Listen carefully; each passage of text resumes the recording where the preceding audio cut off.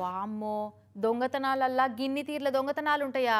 రోజుకో తీరు దొంగతనాన్ని ఏడాదంతా చూపించినా ఇంకా మిగిలేటట్టే ఉన్నాయి. ఇక ఇప్పుడు ఇంకో తీరు దొంగతనం చూపిస్తా చూడుర్రీ. ఉత్తిగానే చూసుడు కాదు, చూసి జరంత పైలంగా ఉండు ఇండ్లల్లా, మళ్ళా చెప్పలేదంటారు. ఇలా నొట్లమ్మా నువ్వే ఇలా చేతులకు జట్టలు గుట్ట చేతులు ఇరిగిపోను, కాళ్ళు పడిపోను, కళ్ళు కానరాకుండా అయిపోను. వీళ్ళని ఇంకెట్లా తిట్టాలో చెప్పురి, ఎన్నని తిట్టాలి ఈ దరిద్రపు దొంగ బద్మాషిగాళ్ళను.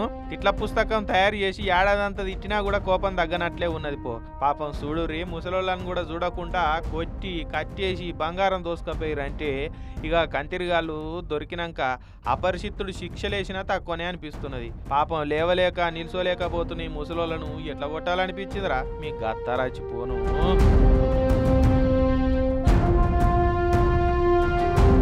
ఈ తాత అవ్వలది నెల్లూరు సిటీలో ఉన్న దేవిరెడ్డి వారి బజార్లో ఉంటారట.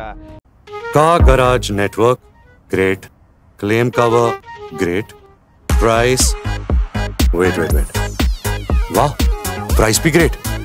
Tata AIG car insurance, trusted नाम, फैंटास्टिक नाम.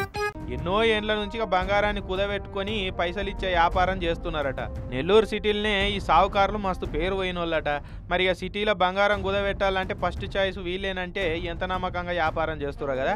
ఈ వీళ్ళని పక్కా ప్లానింగ్ తోటి టార్గెట్ చేసిర్రు ముగ్గురు బద్మాషోళ్ళు. ఏం ముసలోళ్ళు దొబ్బితే మలసక పడతారు అనుకున్నట్టున్నారు.